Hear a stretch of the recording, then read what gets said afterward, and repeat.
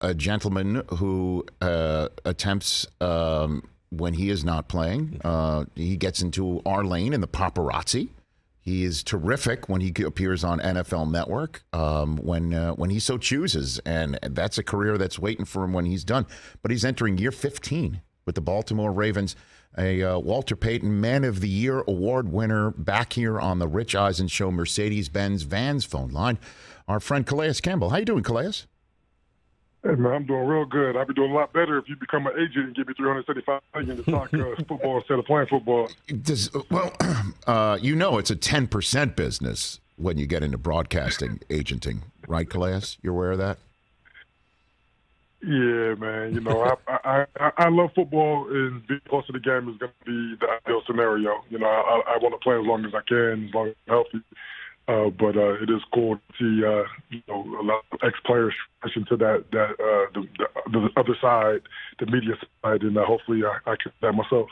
So walk me through your process about coming back for year 15. I know the last time we spoke right after the season, you said you were going to go through it, you were going to think about it, but what's your thought process that you went through, Calais? Yeah, honestly, I think it was more of a health thing, just kind of let my body heal after the season. And, after a few weeks, I felt pretty good. Felt like I can, go through the pain you have to go through to be good at football again. And so, and then, I was just watching the playoffs and watching the Super Bowl thinking like, man, the team that we had, could beat any of these guys. I mean, we really took the Rams down to the wire, should have beat them, in our hometown. I think it was like week 17, week 16, one of those. And then to see them win the Super Bowl, it's like, man, we're so close. The team is just right there. We just got to get over the hump. So, I figured that, I played this game my whole life, and I've been searching for a championship ring, and, to be this close and to walk away, it didn't feel right. So, I felt like it was an easy choice once I realized my body was healthy enough to do it. And then what about your family? What about your inner circle, your conversations that you're willing to share that you have on that front before you make a choice to play in year 15, Calais? Yeah.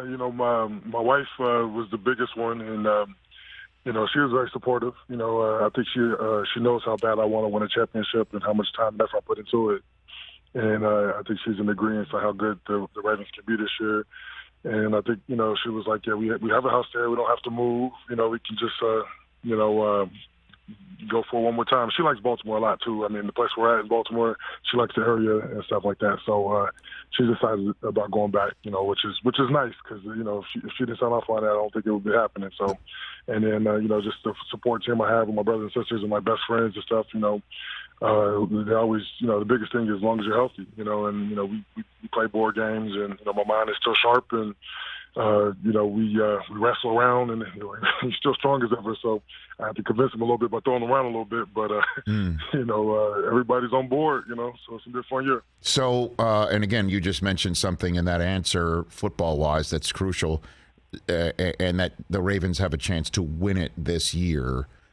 There would be no year 15 if you were returning to a team that you thought didn't have a chance to win it, right, Calais? Oh, yeah, without a doubt. I love football a lot, but at this point in time in my career, I have to be competing for something. To be a part of just a young, up-and-coming team with potential, it really isn't something I wanted to be a part of. I mean, I know I have a lot of knowledge to give and share and help, young teams out, but I feel like at this point in time, I want to be a little more selfish and really try to compete, and I'm still going to, obviously, I take great pride in helping the young guys, and there's a lot of young guys in Baltimore for me to help. But, if it was a team that I didn't think could win it all, I'd probably be at home watching. Calais Campbell here on the Rich Eisen Show. And you just said about being a little bit more selfish in year 15 that you want to win. I'm wondering what you think of, I'll put you in a little bit of position of paparazzi as well, commenting on a story we've been talking about. Lamar not being selfish enough and leaving the bag on the table right now. Obviously, you're going year to year, and you've got him in this year, and you've not only got him in this year, you've got him in a year in which clearly he wants to win it all, and that's great for you in terms of your timing. But what do you think is up with Lamar not taking the bag that's on the table right now? Yeah, well, I mean, I think, just from my perspective, I can't speak from him because I haven't had a conversation directly with him about this. But from my perspective, I think he believes he could be the highest paid in the history of the game. And I think in order for him to get to that level, I think he wants to win the Super Bowl so he could justify it. And nobody can even ask questions. And I think right now, he'll probably get up there. I'm sure that, he'll get a pretty penny if he signed a deal right now. But, I don't know if it'll be the highest in the history of the game, And I'm not his agent. He probably could still negotiate that and get that right now, just because he's so gifted. But, I think there's no doubt if he goes out and wins the Super Bowl first. And so I think it's just, I think it's a little business, betting on himself. And I think it's a lot of just wanting to prove to the whole world that he can win a Super Bowl. I think he has such a intensity and a motivation that to want to be the very very very very best.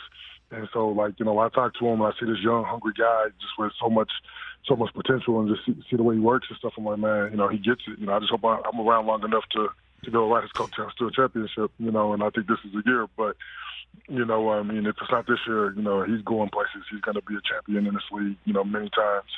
And, he's just, the way he plays, as long as he stays healthy, he's going to be an incredible player, and I'm happy to be able to love on him and teach him and give him some of my advice and, watch him grow. Well, the man who signs your check and Lamar's, Steve Bisciotti, the owner of the Ravens, said at the owners meeting, and I think I'm quoting him accurately. If not, it's paraphrasing close enough, that he thinks the reason why Lamar hasn't signed anything long term yet is he doesn't believe he's worthy of what he would be earning because he has not yet won a championship, which kind of dovetails into what you just said, Calais Campbell. So can you help me and other fans who are kind of head scratching over this as to what you've seen that makes Lamar tick, that would actually give that theory some credence, Calais?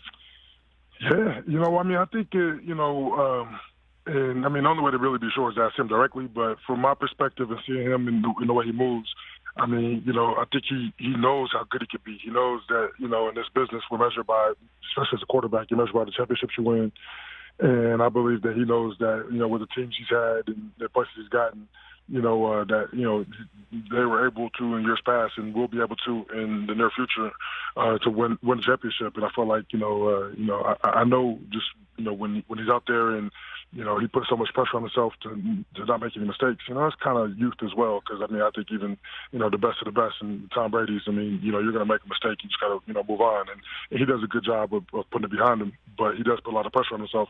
But he wants to win, and I think that, as he continues to mature and develop and, and realize that, he's already one of the best. But I think, one of the best isn't good enough. He wants to be the best. And, and I respect that. That's something that, you can hang your hat on, that just being, one of, 3 or 4 isn't good enough. You want to be one of one, And so, I think when I see him, I think the motivation is proving all the doubters wrong, because there are a lot of people who still, hate on him, even after all he's done in the NFL, and there are people who believe he's gonna have a short career. I think he just wants to prove all the haters wrong, and I'm right there with him. I see him every day in practice, and he loves the game of football. And when you love the game of football and you're willing to put the time and effort to be good at it with his talent and his skill level, it's just it's there for you. It's just a matter of football fortune and good people around you to help you to reach that full potential. So outside of having a dynamic, generationally talented quarterback, what makes you feel like the Ravens have a shot to win it all this year? What gives you that sense, Calais? Yeah, I think I think the biggest thing is our defense. Our offense will score points. We got I think our running game will get back strong again. Guys come back healthy. And, I think, the way we move the ball and open up some of the offense is going to score a bunch of points. But I think what really puts us over the top is our defense. I think, we got a lot better in our secondary, and we already was a really, really, really good secondary. I think our linebackers are getting older. Patrick Queen, becoming a lot more wiser in this year 3. I think that's when that light bulb really comes on from a standpoint of understanding the scheme and what people are trying to do to you. And then, just young, talented guys on the D-line who are developing and maturing. I feel like we're just kind of in that sweet spot. I think, the last couple of years we had a good mix of older players and younger players. But now some of those younger players are becoming, a lot more wise and a lot older. And so I think that, it allows us to be a lot better when your younger players are starting to get the mental side of it down where they can understand the game at a higher level and then start beating people with their mind. And so I feel like when our youth starts maturing like that, this is the time. I mean, I don't think that there'll be a better time to have a chance to compete for a championship than we have right now. Well, I mean, and then in the draft, Kyle Hamilton on the back end, he is just so good. And then to be added to your defense is a guy who I watched play last couple of years, and unfortunately, he'll be coming back soon. But the reason why he dropped in the second round was the unfortunate Achilles tear at his pro day. David Ajabo is spectacular. He is one of the best Wolverines I've seen in a long time, Calais. And then you got Travis Jones out of UConn. What's your sense on the whole mentoring thing? That was a conversation being said about Ryan Tannehill with Malik Willis. What's your 2 cents on mentoring a young player that might be taking your gig at some point? Oh, yeah. Calais? I take great pride in it. I feel like, especially, if we play the exact same position and they might take my job one day, then, that's part of the business, and it gives me motivation, if I can, help him to be the best he can be and still, be at a level where the front office, still thinks I'm better than him, then, that's a great challenge. For me to try to keep my job, and be at the very, very best. But if I can't, beat him out, then, it's his job to take him. That's the way the business goes. There's somebody who gets paid a lot of money to figure out how to, get younger and cheaper and, and better. And so, I have to prove myself, pretty much year in and year out that I can still do that at a high level, and I take great pride in that. But when it comes to actually helping people, I feel like you got to keep the game strong. You got to share your knowledge. What good is to accumulate all this knowledge if I'm going to just take it with me when I leave? I don't believe that, the game was meant for that. And I used to, when I was young, the young buck, they say, yeah, I got to protect my pension. I'm going to school you because I want to protect my pension, but at the end of the day, it really comes down to, I just, I can't help myself. I'm a teacher by nature.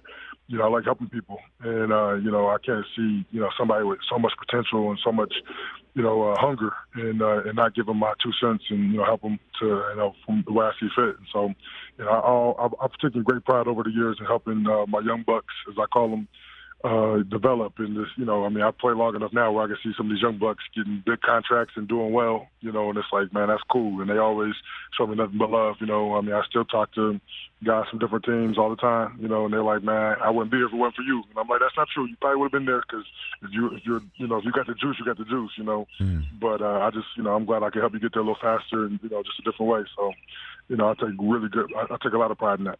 A couple more minutes left with Calais Campbell here on the Rich Eisen Show. Were you surprised by the Hollywood Brown trade draft night, Calais? Yeah, I was. But then I talked to him, afterwards, and he was very happy about it, and just, it seems like it was because usually when the player gets traded, and the players are usually disappointed by it, 99% of the time. And so, I reached out to him, and he told me that it was one of the things where he actually asked for it, which is cool. I get it. It's a business, and you're always trying to put yourself in the best position to be successful in this game. And so, Arizona really good place for him. But yeah, I was very surprised. I see how good he can be, especially him and Lamar together. I feel like they have such a good rapport. That, it would have been great to see him be teammates for a little longer, but I get it, in this business, you only got a small window of time to be at your very, very best at a high level. And, sometimes, you just got to, need a new change of scenery, a new place for you to go out there and do that. And I know that from personal experience. I was with the Cardinals, and I felt like I was playing some really good football, but then I got a new change of scenery, just a fresh energy going to a new place. And I had the best year of my career in Jacksonville, my first year there. So, sometimes the change of scenery is necessary.